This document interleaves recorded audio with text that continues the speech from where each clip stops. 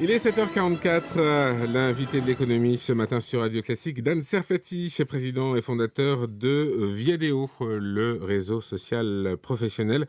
Viadeo qui a décidé d'entrer en bourse. La cotation du titre aura lieu lundi. Alors il y a déjà une promesse d'action qui est cotée en bourse, qui a un peu perdu de terrain. On en parlera tout à l'heure, c'est très technique.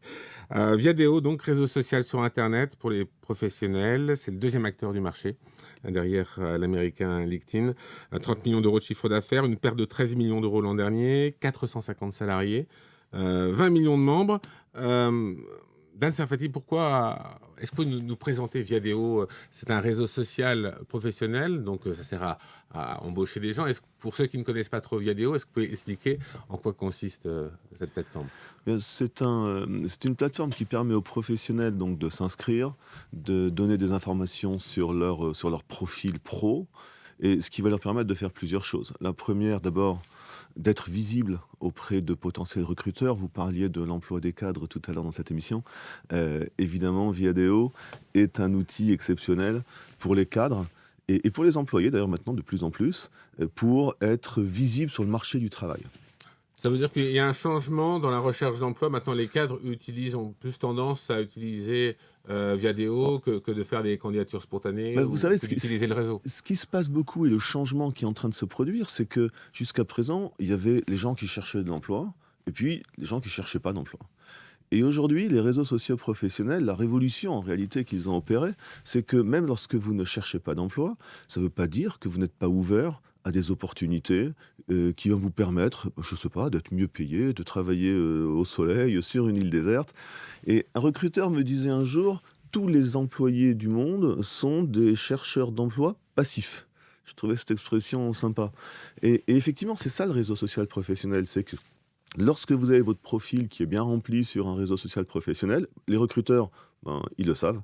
Et ils viennent sur ces réseaux, ils viennent sur Viadeo, et puis ils font des recherches, ils vous trouvent, et c'est comme ça que vous allez recevoir des propositions. Ça veut dire qu'il y a une interactivité qui va être plus importante. Absolument, qui est très forte. Et puis, lorsque vous êtes en poste, vous n'allez pas forcément mettre votre curriculum, votre CV sur l'APEC ou sur un site d'offre d'emploi. Par contre, avoir votre profil sur Viadeo, ça fait du sens parce qu'il y a d'autres fonctions. Et là, on arrive aux deux autres fonctions clés d'un réseau social professionnel, au-delà de la visibilité. C'est je gère mon réseau de contacts professionnels. Je veux savoir ce qui se passe, ils changent de job, les gens travaillent, c'est important pour ma carrière. Et troisièmement, je suis entrepreneur, je suis commercial, je cherche des clients, je cherche des fournisseurs, je cherche des banquiers. Tous ces gens-là, le mot que vous évoquez, c'est le mot-clé, interaction. Tous ces gens-là, ils sont sur Viadeo aujourd'hui. Alors, Viadeo a noué des partenariats avec la NPE et Pôle emploi. Quelles sont les synergies que ça va développer? En quoi ça peut aider Viadeo? La logique, c'est justement cette logique de complémentarité. C'est de dire, vous êtes en recherche active, bien sûr, vous allez être sur Pôle emploi, sur l'APEC, et puis vous allez être sur Viadeo. Mais une fois que vous avez trouvé ce job, ou que vous n'êtes pas forcément très heureux dans le job que vous avez aujourd'hui, eh bien le fait d'être sur Viadeo, et d'où la complémentarité, va vous permettre d'être visible, encore une fois, d'être visible auprès de ces recruteurs. Alors d'un point de vue pratique, il y a plein de choses qui se font. Par exemple, sur l'APEC, lorsque vous consultez une offre d'emploi, vous pouvez regarder s'il n'y a pas des gens de votre réseau qui travaillent dans l'entreprise que vous consultez. Ça peut être utile. Sur Pôle emploi, on travaille, ça va être le gros sujet de la rentrée pour nous, un système qui va permettre aux gens de ne plus avoir à saisir leur CV sur Pôle emploi, leur profil sur Viadeo, mais de faire ça de manière unifiée. Et tout sera fait sur Viadeo Ou sur Pôle emploi. ou sur Pôle Ils emploi? le feront une fois, Ouais, et puis les informations seront sur les deux. Donc ce qui est bien, ce qui permet de gagner du temps pour les gens qui cherchent. Et alors ça offre plein de débouchés pour l'avenir, sur la recherche d'emploi, sur les réseaux et tout ça. Absolument. Et c'est d'ailleurs, vous parliez de bourse tout à l'heure, une des raisons majeures, si ce n'est la raison majeure pour nous, de cette entrée en bourse et donc de ces ressources supplémentaires que nous allons obtenir, c'est de pouvoir justement profiter de cette opportunité-là autour du marché du recrutement, qui a un potentiel énorme pour des réseaux sociaux professionnels. Alors, vous levez 30 millions d'euros à peu près à l'occasion de cette mise en bourse. Qu'est-ce que vous allez faire de cet argent concrètement? Alors, le premier, c'est voilà, on en a parlé. Donc, c'est très concrètement, c'est-à-dire que aujourd'hui, les recruteurs commencent de plus en plus à utiliser ces réseaux sociaux professionnels, mais il s'agit de les accompagner, il s'agit de les chercher, il s'agit de les convaincre aussi. Donc, des forces de vente sur le terrain. Je parle de la France, là, en particulier, on parlera après des On parle pays de la émergents, Chine, absolument. notamment la Chine. Absolument.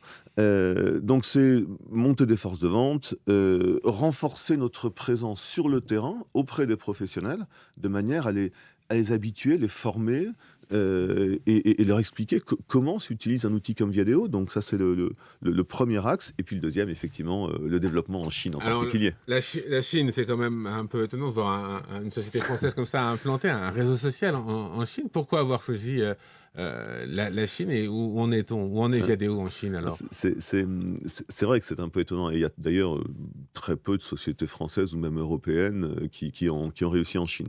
Je crois que c'est totalement lié à notre positionnement multilocal. C'est-à-dire que vous disiez tout à l'heure, nous sommes numéro 2 sur le marché numéro 2 mondial. C'est vrai, mais c'est un chiffre qui nous intéresse peu. Ce qui m'intéresse beaucoup plus, c'est qu'on est numéro 1 sur nos marchés.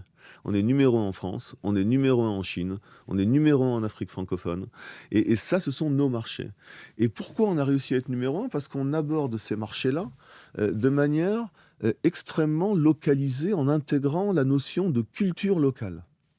Et c'est un marché très jeune aussi. Et c'est un marché très jeune. Mais la Chine, c'est un bon exemple. Aborder la Chine avec un site français ou américain, ça marche pas. eBay s'est planté, Amazon s'est planté, Groupon s'est planté, enfin, il y en a plein, c'est difficile. Ouais.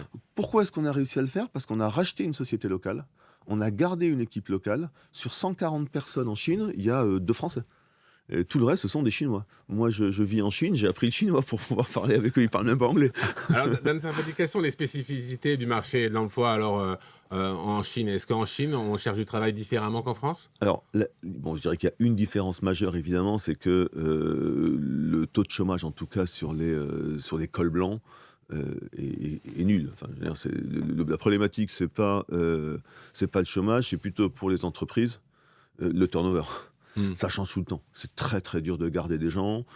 Et donc, les réseaux sociaux professionnels ont un avenir énorme sur la Chine, puisqu'effectivement, tous ces professionnels chinois, on a 20 millions, et vous le disiez tout à l'heure, 20 millions de membres seulement en Chine. On a 10 millions en France, enfin 9 millions en France, 20 millions en Chine. Ça donne une idée des proportions. Eh bien, ces professionnels chinois, ils sont sur des réseaux sociaux professionnels pour être visibles auprès des recruteurs, et ça tourne à une vitesse juste incroyable.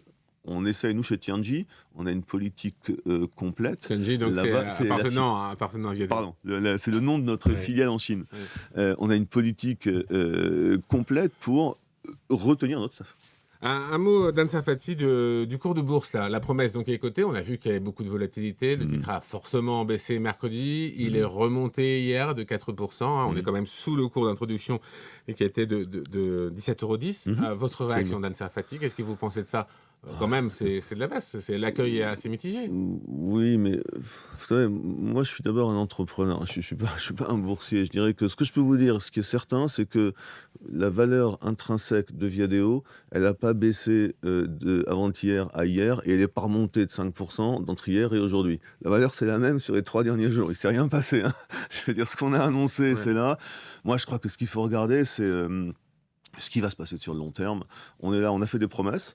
On est là pour les tenir. Maintenant, notre job, c'est de délivrer. On attend une croissance de plus de 35% sur ce marché de l'emploi chez Viadeo. On attend la monétisation en Chine. C'est là-dessus qu'il faudra nous juger. Et je pense que c'est là où notre cours de bourse, l'évolution de notre cours de bourse aura du sens. Merci, Dan Sarfati, président et fondateur de Viadeo, invité de l'économie sur Radio Classique. Avec Wendel.